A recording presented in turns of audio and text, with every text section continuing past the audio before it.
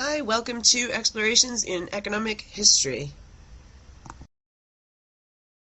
And today we're going to talk about the path to Stalinism and whether there were any alternatives offered by anyone in the Bolshevik Party. So when people talk about Stalin's rise to power and its inevitability, there are two parts to that.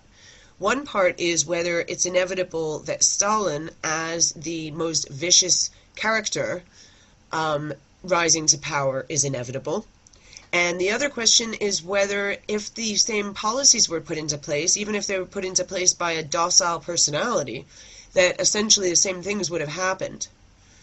So, many have argued that Stalin went against the Bolshevik Party when he pushed through a forced collectivization.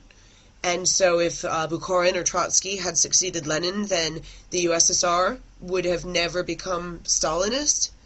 Is this true? Well, we know the details might have differed, and perhaps Stalin, if Trotsky had succeeded Lenin, maybe he wouldn't have been pushed through forced collectivization as quickly. But there was the collapse of NEP, and so if they wanted to build socialism, whoever came to power would have to choose between going back to markets or doing what they planned to do to build socialism, which would require forcing the collectivization. As we learned, the NEP's collapse put them in a position where either they had to have markets or they had to have collectivization, and if the people didn't want it, they would have to force it. So there were some in the party who argued against some of the tactics that were used, and who a lot of people will look back on and say, oh, look, they were more democratic, they were against Stalinism. And Trotsky argued that he was against Stalinism. However, their own platform that they put forward as what they would do if they were to take power, well, did they really differ in a way that would have produced different results? Or were they only arguing against the results that they saw, the outcome of the policies, and the actual policies that they had wouldn't have differed in a meaningful way?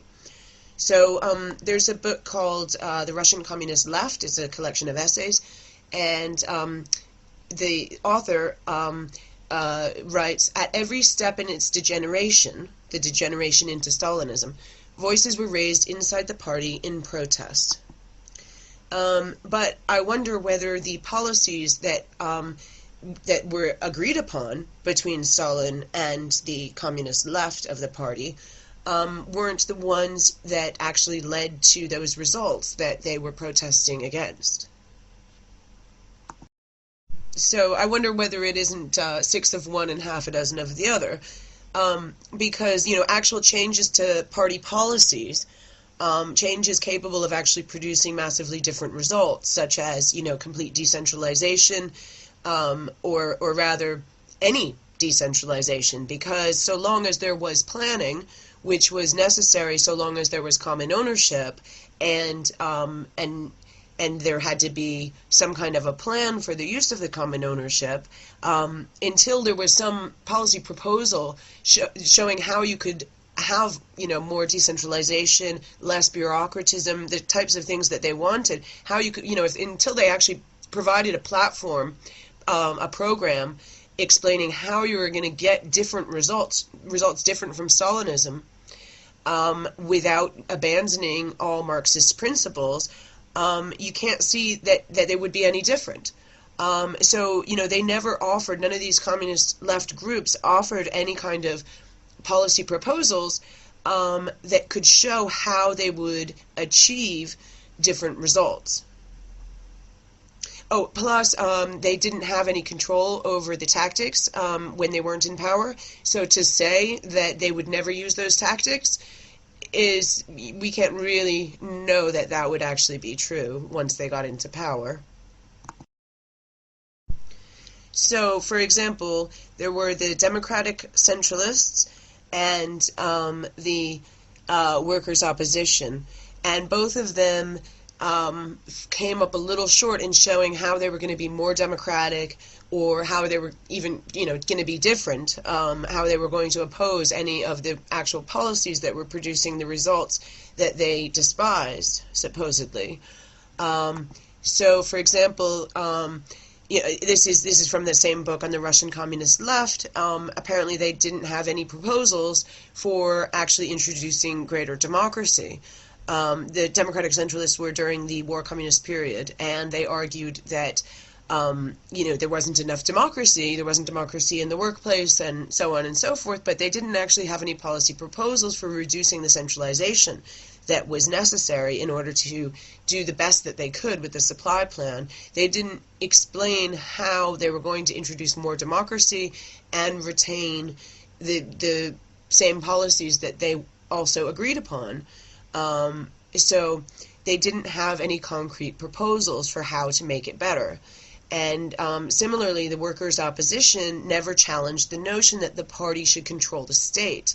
Again, this is from an essay that favors left communism, but does criticize the workers' opposition, because although they did argue for unionized workers to elect representatives, they still argued for a vertical hierarchy of councils that would oversee the economy.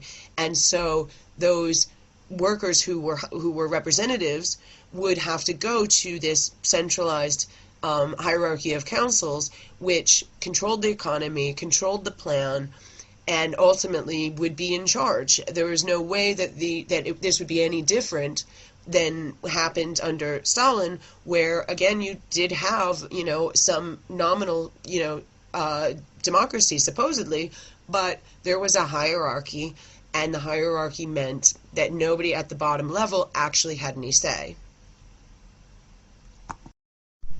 The biggest, most significant opposition party on the communist left was called the Left Opposition, and this is from the quotes that I have on the screen are from Robert Daniels, The Left Opposition as an Alternative to Stalinism, and Daniels is arguing in favor of the left opposition for the most part, but arguing that it was an alternative to Stalinism. However, it doesn't really Daniels doesn't really show any reason to believe that the left opposition would have been very different to Stalinism.